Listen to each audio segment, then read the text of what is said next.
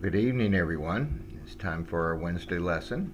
We're in the book of 2 Corinthians, and we're on the third chapter. So we'll go over the chapter tonight, discuss it, have some questions on it, and come up with a better understanding of what Paul was trying to tell the church of Corinth. So we'll start out with chapter 3, and the objectives in studying this chapter are to learn how one becomes an epistle of Christ. And another one is to see the contrast between the old and the new covenant, which is something that's extremely important. And it was something that was one of the major stumbling points for people to come to grips with because the change was so drastic. And to appreciate the role of the Spirit in the new covenant and in producing our transformation. And it's probably one of the key things that is probably even underplayed a lot in the church today. We need to think about how the Spirit works in our lives a whole lot more than we do, because that's where we get all our power from. Okay, the summary of the chapter is having begun vindicating his ministry as an apostle of Jesus Christ, Paul reminds the Corinthians that he really needs no letter of accreditation, for they are his epistles of commendation. Through his ministry, which he had written upon their hearts with the Spirit of the living God, they themselves have become an epistle of Christ. And that's the first 3 verses. This he says with full realization that it is God who has made him sufficient as a minister in the new covenant, which is a minister of the Spirit who gives life. Paul then proceeds to contrast the new covenant with the old covenant, to illustrate the glorious nature of his ministry. With Exodus 34:29-35 as his reference, he equates the glory of the old covenant with the glory of Moses' face that was temporary. But if the old covenant, described as one of death and condemnation, had glory, then how much more glorious is the new covenant, a ministry of the Spirit and of the righteousness which is not passing away. And that's verses 7-11. Paul then declares that those who listen only to the Old Testament still have a veil on their hearts. Also, when we turn to the Lord, whom Paul equates with the Spirit, the veil is taken away and there is liberty. Also, by beholding the glory of the Lord with unveiled face, we are being transformed in the same glorious image by the Spirit of the Lord. So let's go through the chapter itself, beginning with the first part. And this is talking about the accredited nature of Paul's ministry. Paul has no need for letters of commendation. He does not mean that his words to commend himself, for Paul does not need, as others might, letters of recommendation. With the church of Corinth, he formed that. He started that church. He trained that church. He taught that church. He doesn't need any letters. And the reason being, the Corinthians are Paul's epistles of commendation. They are the evidence of his handiwork, which all can know and read, which is very obvious.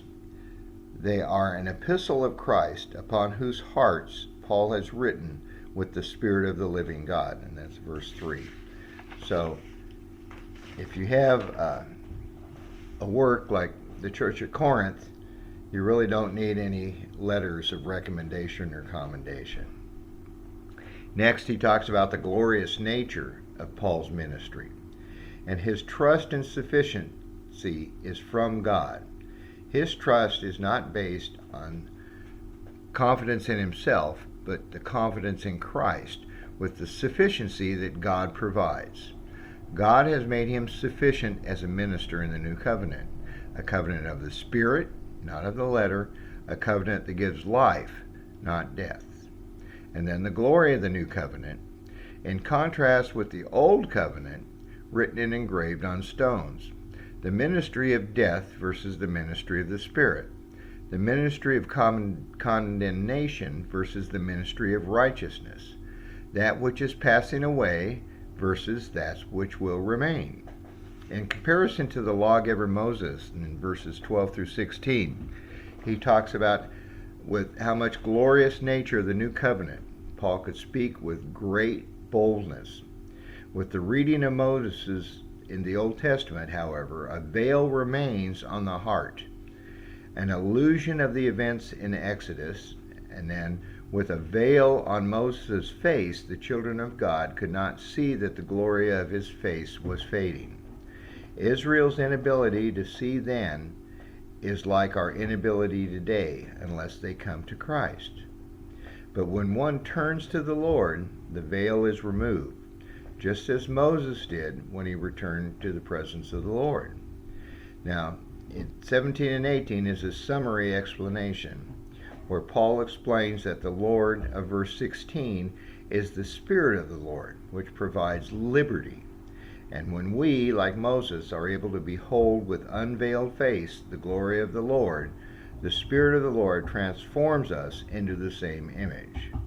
So, that's the chapter basically.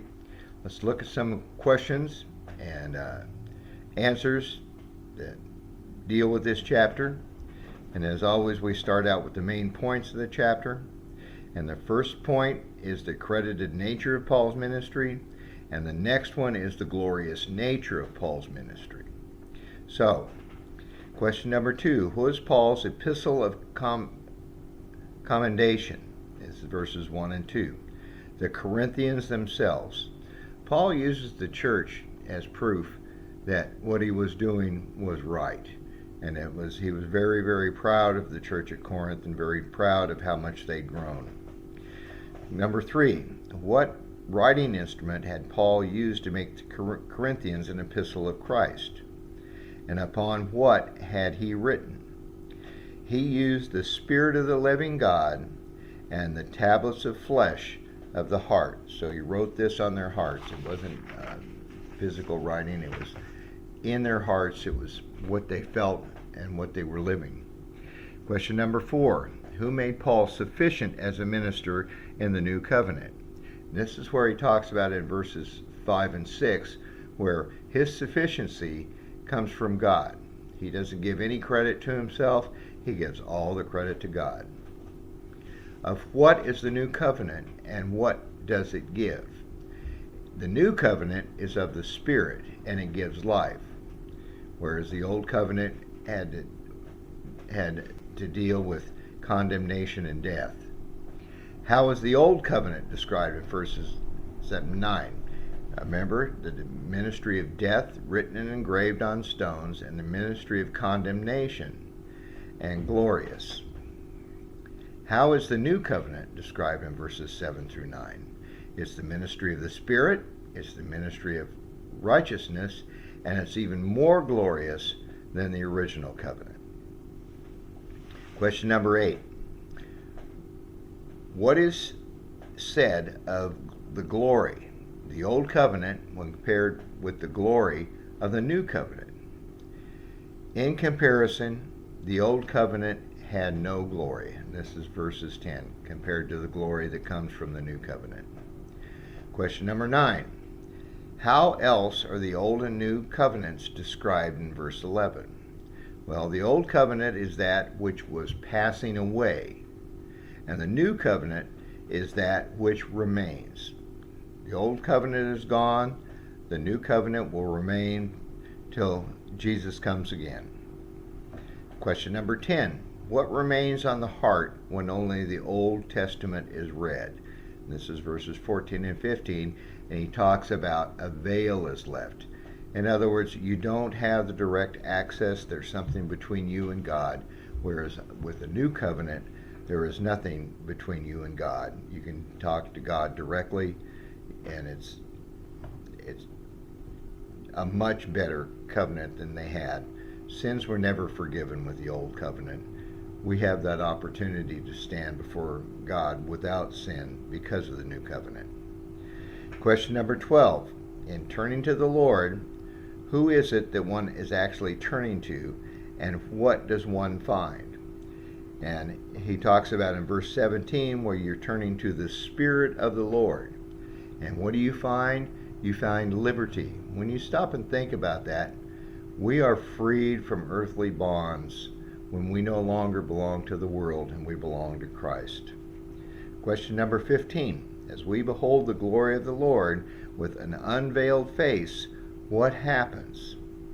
This is verse number 18. You're literally being transformed into the same image from glory to glory. We have the opportunity to grow tremendously. Question number 14. By whom does this transformation take place? And Paul had told us that the transformation occurs by the Spirit of the Lord. Again, he's talking about this Spirit that dwells within us, that strengthens us, that can guide us, that can keep us safe, that can do anything and everything that we need to be the Christians that we try to be. So, that's chapter 3. Next week we'll talk about chapter 4 and continue on till we finish the second book of Corinthians. And I think as we get farther into it, you're just going to enjoy it more and help strengthen you as a Christian and give you some positive thoughts and positive ideas about how to live your lives. So thank you very much for your attention. Have a blessed evening. Good night.